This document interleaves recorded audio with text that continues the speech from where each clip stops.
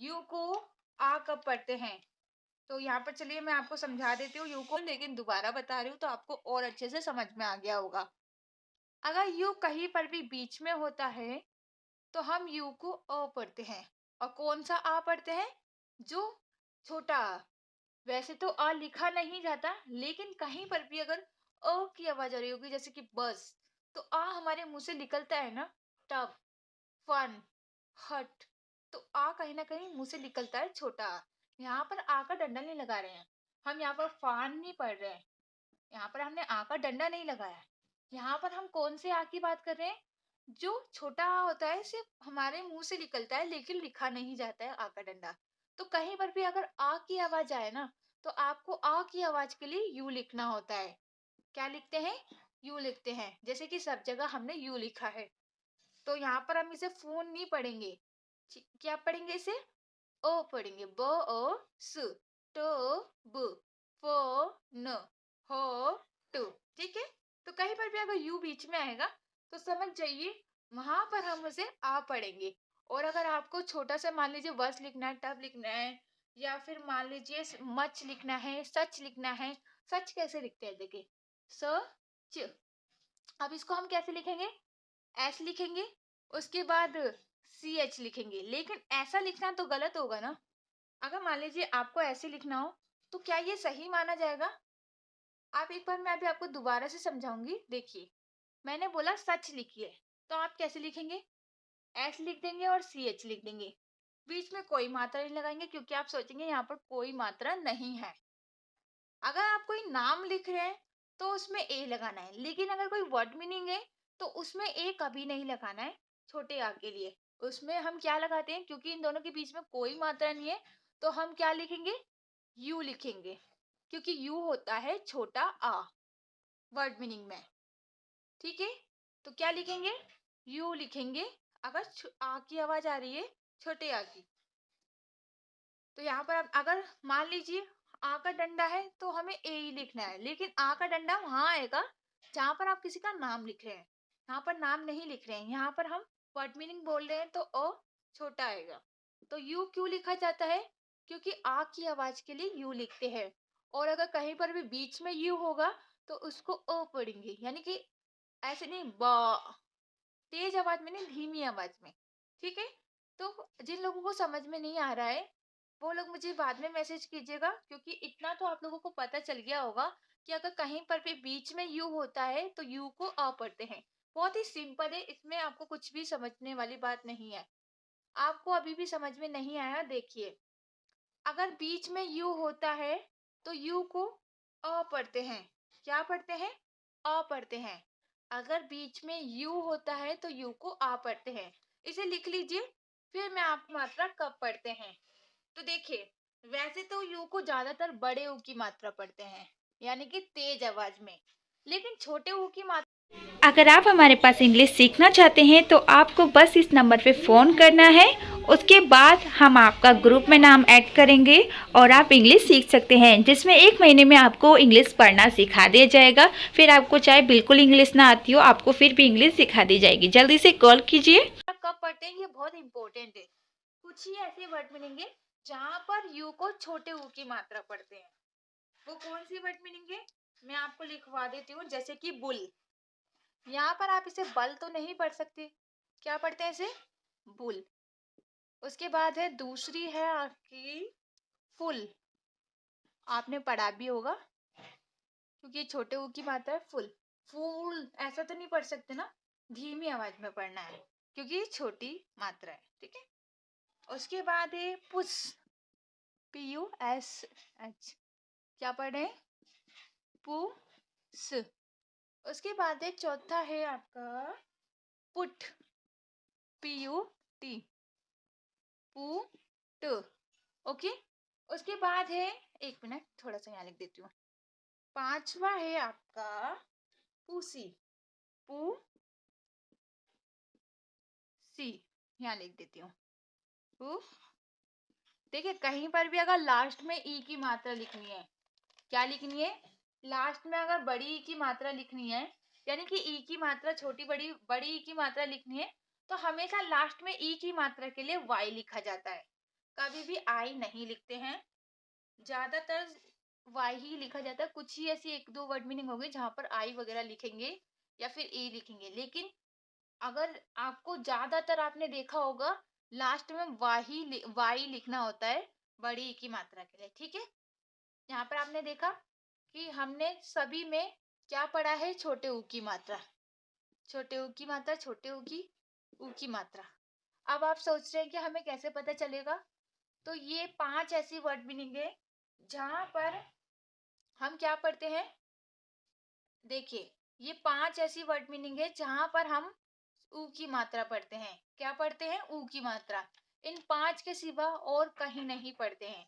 ठीक है, तो याद रखिएगा इन 5 वर्ड मीनिंग में ही आपको छोटे ऊ की मात्रा पढ़नी है, बाकी कहीं नहीं पढ़नी है।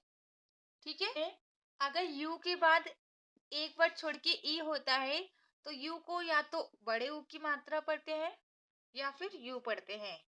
ज्यादातर यू ही पढ़ा जाता है, कुछ ही वर्ड मीनिंग में ऊ की मात्रा पढ़ते हैं। जैसे कि क्यूब हो गया, टू हो गया, इसमें क्या पढ़ रहे हैं, इन दोनों में हम यू पढ़ रहे हैं। और रूस और डूड में हम ऊ की मात्रा पढ़ रहे हैं। तो इसमें कभी यू भी पढ़ा जाता है तो कभी ऊ भी पढ़ा जाता है, लेकिन ज्यादातर यू पढ़ते हैं। तो इसका भी आगे ये रूल तो नहीं बना है कि कब इसे ऊ पढ़ना है कब इसे यू पढ़ना है, लेकिन ज्यादातर इसको आ ही पढ़ा जाता है अगर ये बीच में होता है और ई नहीं होता है तो। ठीक है, तो इसे लिख लीजिए। फिर में वाई को या कब पढ़ते हैं, अगर वाई शुरू में होता है तो वाई को या पढ़ते हैं। जैसे यहाँ पर आप सभी में देख रहे हैं वाई शुरू में है तो हम वाई को क्या पढ़ रहे हैं, या पढ़ रहे हैं। ठीक है, तो अगर कहीं पर भी शुरू में वाई होगा तो आपको वाई को या पढ़ना है। तो 1 मिनट का टाइम है, जल्दी से लिखिए, फिर मैं आपको बताऊंगी ई और आई कहाँ पढ़ते हैं। ठीक है, जैसे कि आप लोग देख रहे हैं हम क्या सीखने वाले हैं, वाई को ई और आई कब पढ़ते हैं। मैन तो ये है कि अगर वाई शुरू में होगा तो वाई को या पढ़ेंगे, लेकिन अगर शुरू में नहीं है तो क्या पढ़ेंगे। मान लीजिए बीच में है या फिर लास्ट में है तो वाई को क्या पढ़ना है, या तो आपको ई पढ़ना होगा या फिर आई पढ़ना होगा। अगर y से पहले कोई भी मात्रा है, जैसे कि यहाँ पर a है y से पहले, तो हमें y को e पढ़ना है। और अगर y से पहले कहीं पर भी कोई मात्रा नहीं है तो हमें y को i पढ़ना है। जैसे यहाँ पर c मात्रा नहीं है, r भी कोई मात्रा नहीं है। मात्रा कौन सी होती है, a होता है, e i o u, ये होती है मात्रा। तो इनमें से कोई सा भी है यहाँ पर नहीं है। सी है, सी मात्रा नहीं है, आर है, वाई है, लेकिन इनमें से कोई सा भी नहीं है तो हम वाई को क्या पढ़ेंगे, आई पढ़ेंगे। लेकिन यहाँ पर ए है तो हम वाई को ई पढ़ेंगे। अगर इनमें से कोई सा भी है वाई से पहले तो आपको वाई को ई पढ़ना है, और अगर इनमें से कोई सा भी उससे वाई से पहले नहीं है तो आपको क्या पढ़ना है, वाई को आई पढ़ना है। मैं कुछ और एग्जाम्पल भी आपको लिखवा देती हूँ। ठीक है, जैसे मैंने ये लिखवाया, ओके 1 मिनट रुकिए मैं लिखवा देती हूँ। ठीक है, जैसे कि मैं माई, माई हो गया, यहाँ मैं मात्रा भी लिख देती हूँ ताकि आपको समझ में आ जाए। ओके, तो माई हो गया, यहाँ पर आई पढ़ रहे हैं। और एक मैं आपको वो लिखवा देती हूँ, जैसे कॉपी, को पी, तो कॉपी में क्या है, वाई को ई पढ़ रहे हैं। क्या पढ़ रहे हैं, वाई को ई पढ़ रहे हैं। क्यों, क्योंकि वाई से पहले यहाँ पर मात्रा है ओ, तो ये मात्रा है तो हम वाई को ई पढ़ेंगे। और माई में कहीं पर भी कोई मात्रा नहीं है, खाली एम है, तो हम वाई को आई पढ़ेंगे। ठीक है, तो यहाँ पर आप देख रहे हैं। इसी तरीके से एक दो और एग्जाम्पल बता देती हूँ। जैसे कि मान लीजिए लेडी, ले डी, ओके, लेडी में आप देख रहे हैं इसको ई पढ़ेंगे, क्यों, वाई से पहले ए है। और मान लीजिए मैं आपको एक आई का एग्जाम्पल लिखवा देती हूँ, जैसे कि मान लीजिए रिप्लाई, री, हाँ एक चीज याद रखिएगा, जैसे री हो गया, री अलग है और प्लाई अलग है, ये अलग है ये अलग है। रिप्लाई और प्लाई अलग है, दोनों अलग अलग है, क्योंकि इनमें तो ये सिर्फ ये देखा जाएगा, तो इसमें कोई मात्रा नहीं है इनके अंदर, तो हम इसको ई पढ़ेंगे। क्या पढ़ेंगे, री प्लाई। ओके, मैं एक और समझा देती हूँ, जैसे कि मान लीजिए प्लाई हो गया, PLY, तो इसको क्या पढ़ेंगे? प्लाई। इसको भी हम आई पढ़ें क्योंकि यहाँ पर कोई मात्रा नहीं है। ठीक है, तो कहीं पर भी अगर वाई से पहले मात्रा है तो आपको क्या पढ़ना है? आई। ए आई को हमेशा एक ही मात्रा पढ़ा जाता है। क्या पढ़ा जाता है? एक ही मात्रा। अगर कहीं पर भी ए और आई होगा तो उस आई, ए आई को एक ही मात्रा पढ़ा जाता है। अगर कहीं पर भी ए और आई होगा तो यहाँ पर हम इसे एक ही मात्रा पढ़ेंगे। जैसे कि वेट हो गया, ट्रेट हो गया, रैन हो गया, फेल हो गया। तो सब में क्या पढ़ रहे हैं? ए आई को एक ही मात्रा। जब मैं आपको लिखने के रूल सिखाऊंगी तो उसमें आपको समझाऊंगी कि हम एक ही मात्रा के लिए ए आई क्यों लिखते हैं। अभी हम पढ़ रहे हैं तो मैं आपको रूल्स नहीं बताऊंगी लिखने के, क्योंकि अगर मैं आपको अभी बताती हूँ तो आप कंफ्यूज हो जाएंगे। इसीलिए मैं आपको पहले पढ़ना सिखाती हूँ ताकि आपको लिखना अच्छे से आ सके। क्योंकि अगर आपको पढ़ने के सारे रूल्स याद है तो लिखने के आपके लिए बहुत ही इजी हो जाएंगे। क्योंकि वही लिखने के हैं, बस उसमें थोड़ा सा ट्रिक होती है जो मैं बहुत ही आसान ट्रिक से आपको सिखाऊंगी। ठीक है, तो जल्दी से लिखिए फिर मैं आपको आगे बताती हूँ। अगर कहीं पर भी ए आई आर ये तीनों साथ में होंगे तो इसको आपको एयर पढ़ना है। जैसे कि यहाँ पर ए आई आर तीनों साथ में है तो हम इसे फेयर पढ़ रहे हैं। ओके, तो याद रखिएगा। तो 6 ऐसी वर्ड मीनिंग होती है जहां पर ए और आई को आ पढ़ा जाता है। 3 तो मैंने लिखवा दिए और बाकी मैं आपको कल नोट्स भेजूंगी। मैं आपको रोजाना नोट्स इसलिए नहीं भेजती हूँ क्योंकि मैं एक साथ 2-3 दिन के बाद ही भेजती हूँ ताकि आपको याद हो जाए। ठीक है ना?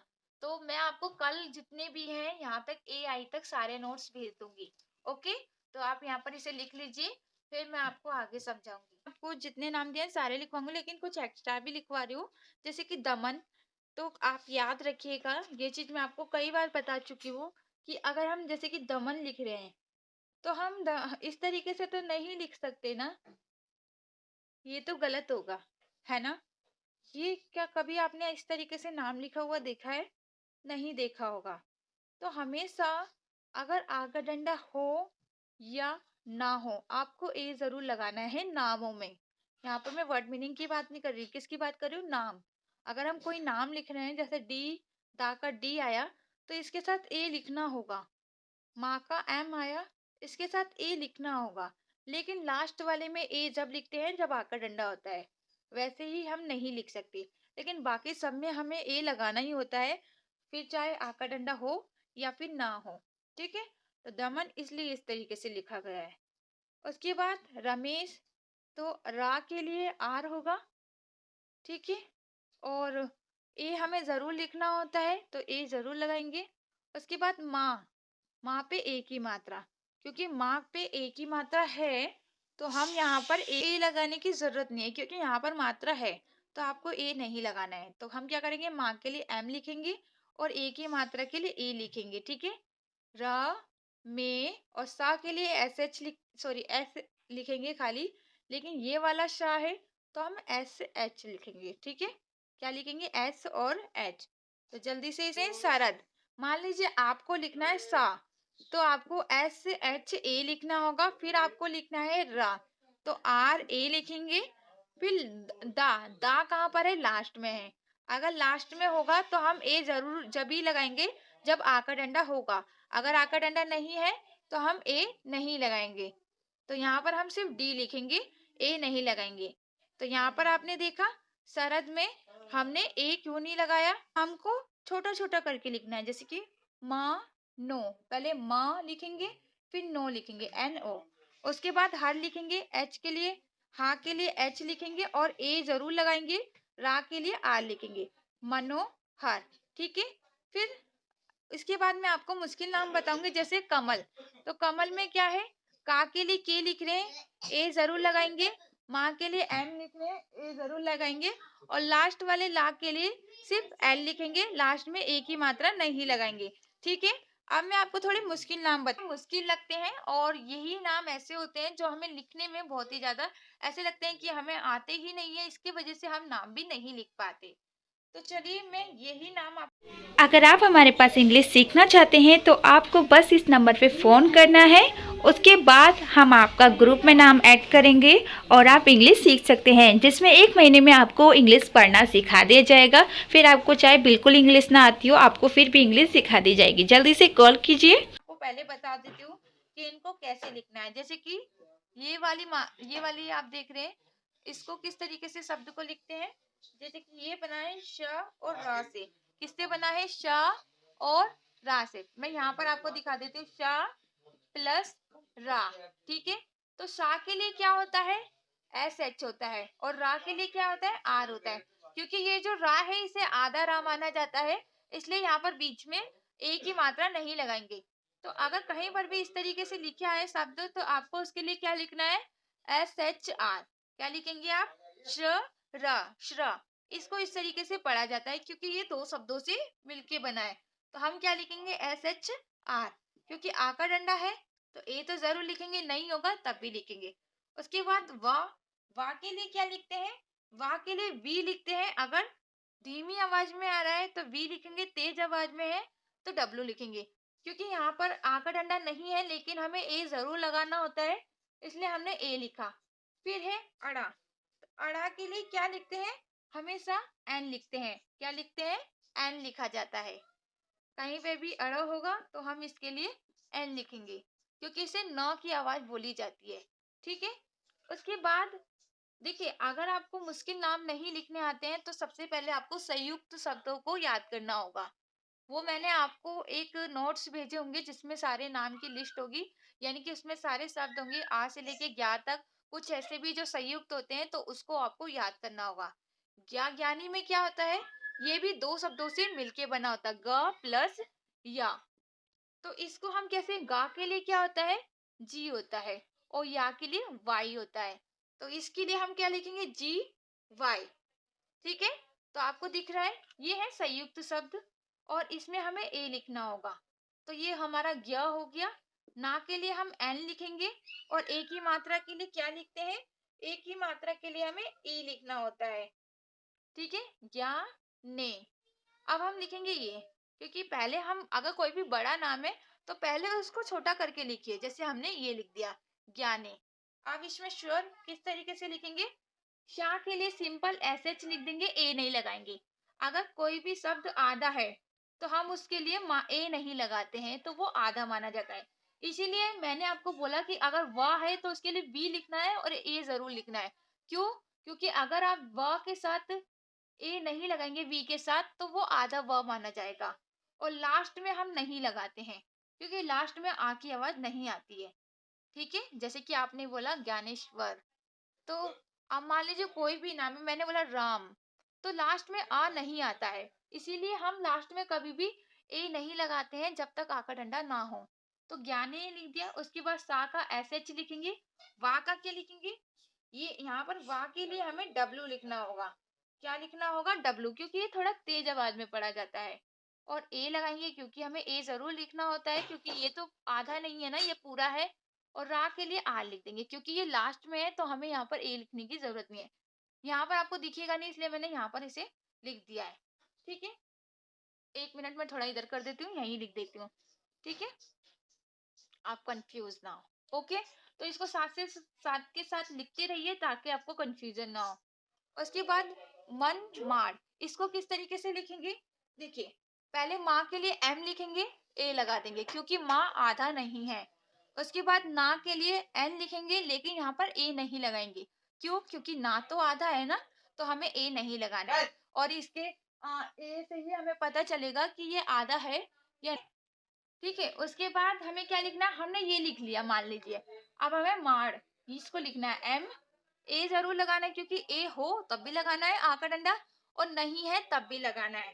ठीक है, इसलिए डी लिखते हैं। तो डी लिख जी, यहाँ पर इस तरीके से भी लिख सकते हैं लेकिन मैं छोटी एबीसीडी में लिख रही हूँ तो मैंने पूरा वैसे ही लिखा है। ठीक है, तो समझ में आया, कोई भी नाम मुश्किल नहीं होता।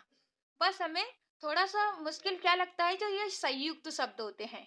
अगर आपको ये याद हो जाएंगे, सिर्फ 5-6 ही होते हैं ये, इसको याद कर लीजिए। आपके लिए सारे नाम आसान हो जाएंगे।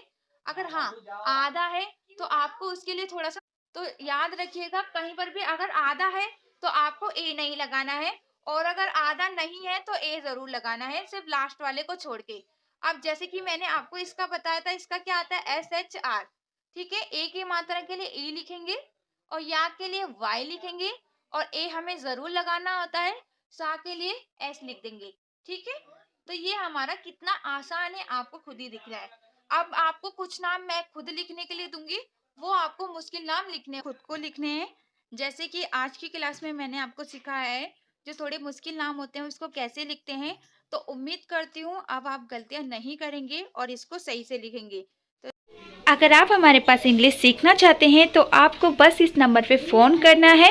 उसके बाद हम आपका ग्रुप में नाम ऐड करेंगे और आप इंग्लिश सीख सकते हैं, जिसमें 1 महीने में आपको इंग्लिश पढ़ना सिखा दिया जाएगा। फिर आपको चाहे बिल्कुल इंग्लिश ना आती हो, आपको फिर भी इंग्लिश सिखा दी जाएगी। जल्दी से कॉल कीजिए।